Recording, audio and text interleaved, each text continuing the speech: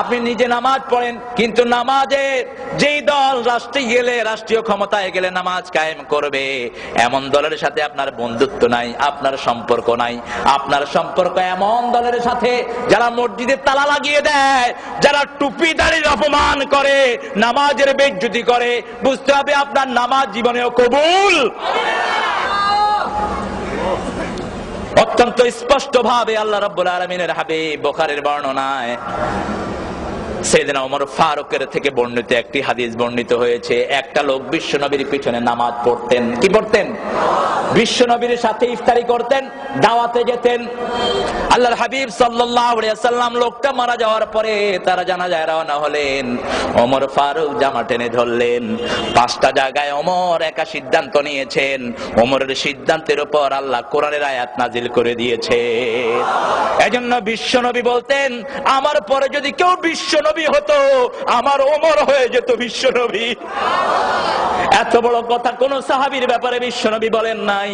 লাউ কানা নাবিয়্যাম মিন বাদি লাকানা ওমর, আমার পরে যদি কেউ বিশ্ব নবী হতো তাহলে সেই সম্মান আল্লাহ ওমরকে দান করে দিতেন।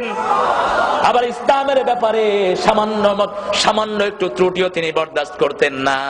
যেখানেই দেখতেন ইসলামের খেলাফ হচ্ছে, তার গর্দানটাকে দুনিয়া থেকে বিদায় করে দিতেন। সুবহানাল্লাহ বলেন। কোন মুনাফিক যখন ইসলামের সাথে বেয়াদবি করেছে, তার প্রতিশোধ নিয়েছেন সাইয়েদনা ওমর। সুবহানাল্লাহ বলেন। বিশ্ব নবীর বিচার মানে না এক মুনাফিক আল্লাহর হাবিবের বিচার না মেনে আবু বকরের কাছে গেলেন। তিনি বললেন, আমি এই বিচার ফয়সালা করতে পারবো না, কারণ বিশ্ব নবীর উপরে বিচার ফয়সালা করার আর কারো দুনিয়াতে ক্ষমতা। লোকটা চলে গেলেন সাইয়েদনা ওমর ফারুক রাদিয়াল্লাহু আনহুর বাড়িতে গিয়ে বললেন, আমি সানি করাইতে আসছি। ওমর ফারুক রাদিয়াল্লাহু আনহু বললেন, তাহলে প্রথম বিচার কে করেছেন? ওই লোকটা বলল, প্রথম বিচার করেছেন মুহাম্মদ সাল্লাল্লাহু। ওমর ফারুকের সারা শরীর যেন শিহরিয়ে ওঠে। তিনি বললেন, বিশ্বনবীর বিচার কি তোমার পছন্দ হয় নাই? কয় না, তিনি ইহুদির পক্ষে রায় দিয়েছেন, আর আমি মুসলমান, আমার বিপক্ষে রায় দিয়েছেন।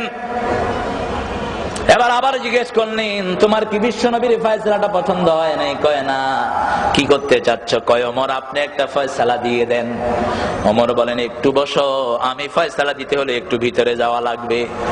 ভিতরে থেকে খোলা তলোয়ার নিয়ে এসেছেন, এক কোপে শরীর থেকে গর্দানটা নামিয়ে দিয়েছেন। আজকের যুগে যদি এরকম ওমর হতো, ইসলামের শত্রুরা ইসলামকে নিয়ে বান্দরামি করতে পারত না। ঠিক কিনা বলেন? এদেশের কবি কুখ্যাত অসভ্য, কুখ্যাত কবি আমার নবীকে গালি দিয়েছে। এক কবি, এক সাহিত্যিক মারা যাওয়ার 5 বছর আগে বলেছে আমার নবী নাকি চরিত্রহীন ছিল।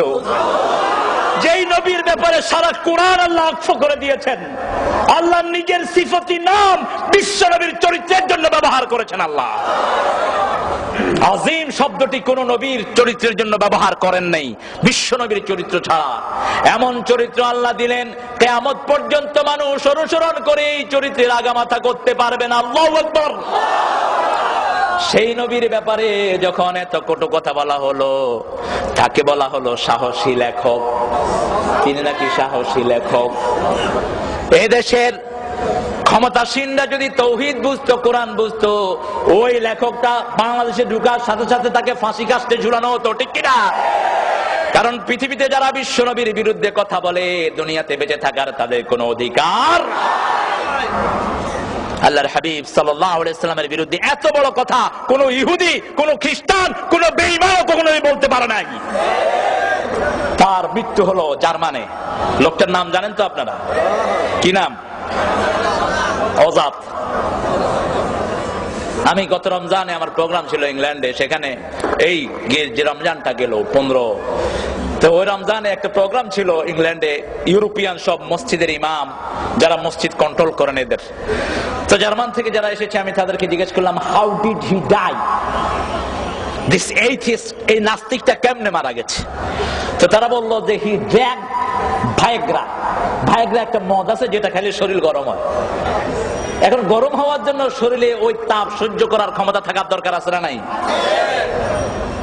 জোয়ান বয়সে যেটা খাইবে সেটা খেয়ালেছে বুড়া বয়সে। এই গরমের উপরে গরম গেছে পরে এখন পাঁচ তো আর গরম হয় না। ভিতরে যেটা ছিল সব শেষ। গরম হওয়ার জন্য খায়া এমন গরম হয়েছে, গরমের ছোট ফুটুস মরে পড়েছিল হোটেলের ভিতরে। এরপরে ঢাকা বিশ্ববিদ্যালয়ের মসজিদের ইমাম সাহেবকে ফোন করা হলো যে লাশ আসতেছে, হুজুর আপনাকে জানাজা পড়াইতে হইবে।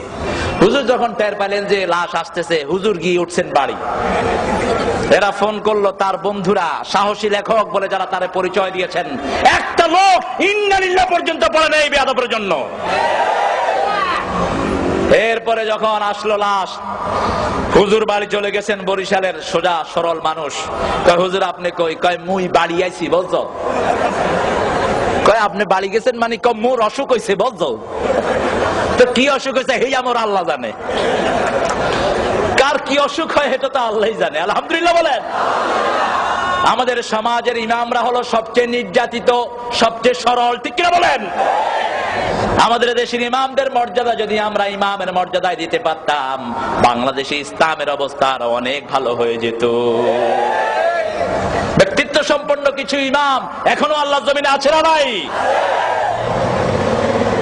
জানাজার জন্য গোসল হয়েছে কিনা আল্লাহ ভালো জানে, কারণ গোসলটা দিবে কে? যা খাটলিয়া ধরছে সব কয়টা নাস্তিক আর বেনামাজি, ঠেলায় পড়ে জানাজার নামাজের আয়োজন। এরপরে মুয়াজ্জিন সাহেব ঘুমানো ছিল, মুয়াজ্জিন সাহেবেরা ডাইকা উঠাইছে, উঠ নামাজটা পড়। নামাজ পড়ানোর পরে ইমাম সাহেবরা ধরলো যে নামাজ পড়ালি কেন? কয় কি পড়াইছি আমি জানি, আর আমার আল্লাহ জানে।